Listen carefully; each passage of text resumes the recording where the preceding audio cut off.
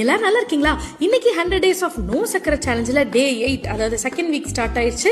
இன்னைக்கு காலையில் எழுந்திரிச்சோன்னே நான் யோகாலாம் பண்ணி முடிச்சுட்டு ரொம்ப நாள் ஆச்சு ஃபேஸில் வந்து ஐஸ் வைப்போம், அப்போ தான் ஓப்பன் போர்ஸ்லாம் க்ளோஸ் ஆகும் அப்படின்னு சொல்லிட்டு கொஞ்சம் மூஞ்சில் ஐஸ்லாம் வச்சு தேய்ச்சிட்டு காலையில் பிரேக்ஃபாஸ்ட்டுக்கு வந்து நான் கேரட்டும் இஞ்சியும் போட்டு ஜூஸ் தான் குடிச்சிருந்தேன்.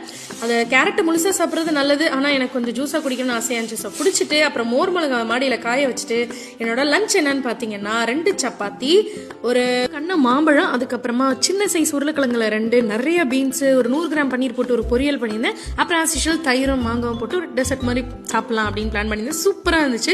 இவ்வளோ நாள் கழிச்சு கடவுளுக்கு இப்போ தான் இறக்க வந்திருக்கும் போல. செம்மையாக மழை தூரிச்சு. உங்கள் ஊரில் தூரிச்சான்னு கமெண்ட் பண்ணுங்க. மழையை பார்த்தோன்னே எனக்கு டீ குடிக்கணும்னு ஆசை வந்துச்சு. ஸோ சுகர் இல்லாத ஒரு பால் டீயோட கொஞ்சோண்டு வேர்க்கடலை சாப்பிட்டேன். இன்னைக்கு என்னோட டின்னர் என்னன்னு பார்த்தீங்கன்னா ராகி தோசை. அந்த ராகி தோசையில் வந்து பாதி கேப்சிகம் துருவியும் பாதி வந்து கேரட்டு துருவியும் நடுவில் வந்து பச்சை மிளகா கருவேப்பிலையெல்லாம் போட்டு இன்னைக்கு வந்து நான் நைட்டு தோசை சுட்டிருக்கேன். லைட்டாக இட்லி மாவு அதை மிக்ஸ் பண்ணி தான் நான் ராகி மாவு போட்டு தோசை ஊற்றினேன். தொட்டுக்க வந்து சன்னா மசாலா செம்ம டேஸ்டாக இருக்குன்னு நினைக்கிறேன்.